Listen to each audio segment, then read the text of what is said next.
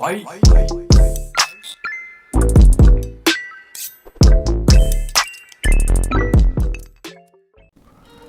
The Saga games are a long-running series of JRPGs that I personally think are a bit underrated. In this video, I'm gonna recommend which Saga games you should play if you've never played the series before. The Saga games are known for being kinda open-ended and not really showing you where to go or what to do. It also features an unusual leveling up system where basically you don't actually level up, you level up your stats individually and you learn skills by using certain weapons in battle. The series originally started on the original Game Boy and was under the name of Final Fantasy Legends.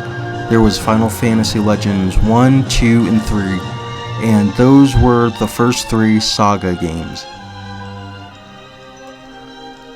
I personally wouldn't recommend these games unless you're a hardcore Saga fan, just because it's kind of a bit dated and it might be a lot harder to get into, and I don't think it's the best representation of the series. But if you want to see how the series started, there was a collection that was released on the Switch that featured all three of these games, so yeah, I would check that out if you want to play these ones. Overall though, I think all the Saga games are pretty good in their own way. In this video, I'm gonna give my opinion on the best three that I like and that I think you should play. Just remember, it's just my opinion. But whatever you do, don't play Unlimited Saga. That one was awful. But hey, at least it looked pretty good, I guess. The first game I want to recommend is Saga Frontier Remastered. Saga Frontier is my personal favorite Saga game. Saga Frontier recently released on current gen consoles, and it's the best definitive way to play this game. This new remaster cleaned up the graphics a bit and added a new game plus, new characters, and added more story scenarios for certain characters that were cut out of the original release. Like most Saga games, you have 8 different characters to choose from. One of them is a new character named Fuse, who wasn't in the original game. One of the things that I like about this game in particular is that each character and their story, for the most part, feel very different from each other. I think this is the only Saga game where all the characters have different final bosses and their story isn't really connected to each other's like previous games. Another thing that's pretty cool is that the characters are all pretty different. They all have their own unique gimmicks, like one's a superhero, one's a half mystic, you have a robot, a monster, things like that is what make the characters kind of cool because they're not all the same and they all kind of have their own gimmick. My personal favorite character is Aesilus, the half mystic. And one of the things that I like so much about her story is that it kind of feels different from the others. It has like a different feel and atmosphere to it. But at the same time, a lot of characters do have different feels. Like Red's story is pretty straightforward and is the best one for beginners. But then you have someone like Lute, whose story is like pretty open-ended. And it's pretty much just about exploring. Some characters have multiple endings, which is kind of cool because it helps with the replayability of the game. Combat, like most Saga games, is turn-based, and like the other ones, you level up your skills like strength, attack, HP, and all that stuff just by, battling normally. And like, most other Saga games, it's not really encouraged to grind because the enemies level up with you. And it also has the spark system to learn new skills. So like if you use like, swords, you'll learn sword techniques. Fist, you'll learn like martial art techniques. This game's actually a little bit different because since there's different races, they don't all learn techniques the same way. Like mystics, you'll be absorbing the enemies to learn, their techniques. Robots, you buy parts for that. Monsters, you absorb, different monsters to kind of like, make a powerful monster. So yeah, it's a little bit different than the other Saga games. I think humans are like the best race, but if you know what you're doing with monsters, you can make a pretty powerful monster. And since you can like have New Game Plus when you like transfer your progress to a new game, it makes the overall game pretty easy, which I think this is like the best game to start off with beginners. And the game also has team attacks, which does a lot of damage. One of the things that I like about the game is the overall setting. I think is pretty neat. It's kind of like a mix of fantasy along with like modern settings.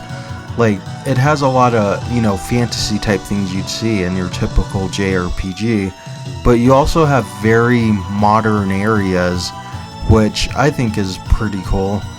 It gives the game its like own unique, like the overall setting for this game feels quite different than the other Saga games, which I think is pretty neat. Aside from that, I also think the graphics are pretty. I like the sprites for this game. It is a PS1 game, and overall the 2D sprites I think are pretty cool, and the overall environments are pretty nice. So yeah, I definitely recommend Saga Frontier if you've never played it before. I think this is a pretty easy game to get into for newcomers or beginners, and overall, pretty great characters, not too difficult, although it's still kind of hard because it's a Saga game. Not a bad pick if you're, trying to get into the series. Next Saga game you should play is Romancing Saga 3. Romancing Saga 3 was the third game released on the Super Nintendo and was never localized for the US.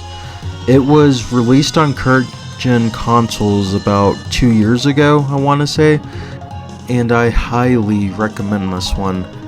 This, in my opinion, is the best one released on the Super Nintendo.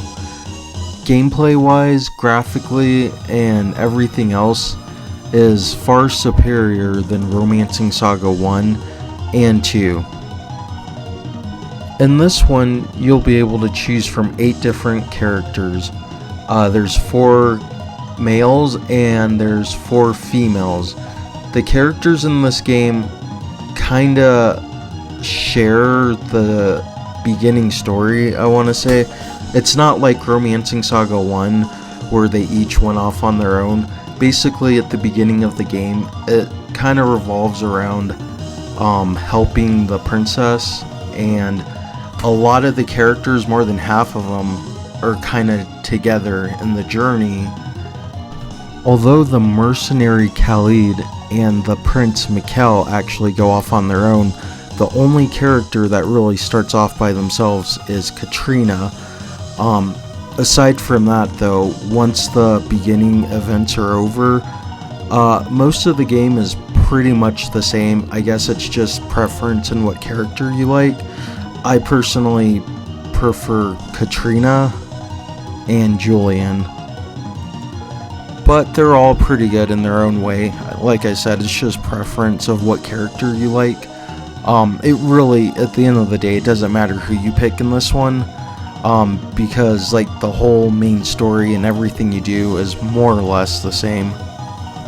The battle system is pretty standard for a Saga game. It's turn-based. You learn, you can spark skills by fighting. after battles you'll level up stats, like SP, HP, attack, all that stuff. And like most Saga games, this game doesn't really hold your hand. Basically, it doesn't really tell you what you need to do or where you need to go. If you truly get lost, it's best to look at a guide. But when I play these games, I kind of just like exploring and discovering things. I think that's one of the best things that these games do so well. And I think exploring in this game overall is pretty fun. Like, there's some pretty neat places in this, and graphically I love the graphics for this game. It kind of reminds me of Final Fantasy VI. The sound is great, the music's fantastic as usual, and the battle animations and attacks look pretty neat. This game, in my opinion though, is kind of one of the harder ones. Like, if you grind too much, you're really gonna have trouble with later bosses. That's what it's like for most Saga games, but I don't know, this game overall felt a little bit more difficult than the other ones did. But the hardest battles in this game are gonna be the Noble Devil bosses, which I think are pretty damn hard, but also pretty fun at the same time. When you fight these bosses, you really gotta be prepared. But yeah, definitely play this one if you're looking for an old school Super Nintendo JRPG. The last Saga game I want to recommend is Romancing Saga Minstrel Song. Romancing Saga Minstrel Song was released on the PS2. It was actually my first Saga game, so I highly recommend this one to newcomers. This was kind of the last true Saga game. I know that they released Scarlet Saga for the PS4, which was a Vita game, but it really wasn't like the other ones. It was very different, and this one I think is like the true Saga experience. And like I said, it's pretty much the last one they made. This game was actually a remake of the first Romancing Saga game that was released on the Super Nintendo. We actually never got the first game. Well, we actually didn't get any of the Super Nintendo games for that matter. But since this is an actual remake, I think this is actually the best way to play this game. So, like most of the Saga games, you have 8 different characters you can choose from. 4 guys and 4 girls. Each character you choose has their own story at the beginning. They have their own like quests, side quests that are exclusive to them. They all do share the same end goal. Like, they'll all end up fighting the same final boss. But I think it's worth it to do them all. This is pretty similar to a lot of the other Saga games where you're basically, out to explore and do side quests leading up to the final boss. This game I think is probably slightly better than Romancing Saga 3, just because the updated remake really works for this. The only thing I don't like about this one is that the characters just look very odd. I'm not sure why they did the whole chibi, weird, deformed look. That's like my really only kind of gripe with this, is just the way the characters look. But, it's still pretty good. I mean, the gameplay, it's pretty much, like most Saga games. When you fight, you don't level up, you just, boost up your stats. You may learn, special attacks in battle, depending on what weapon you use. And as always, it's not always good to grind just because it makes the enemies harder. But all in all, this is a pretty good one. The soundtrack's pretty great. The battle system is fun. The one thing I love so much about these games is just, exploring and discovering things, building up your characters, recruiting, characters on your team. You know, just the usual Saga stuff. This one, like I said, I think it's a pretty good one for beginners.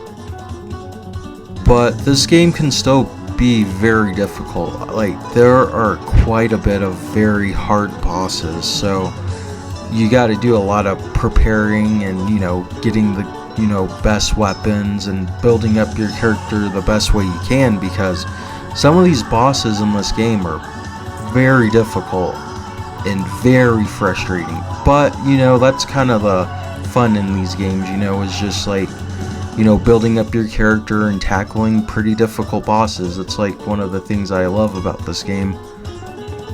But like most Saga games, just don't expect the story to be, you know, anything great, because these games are still very, very light on the story.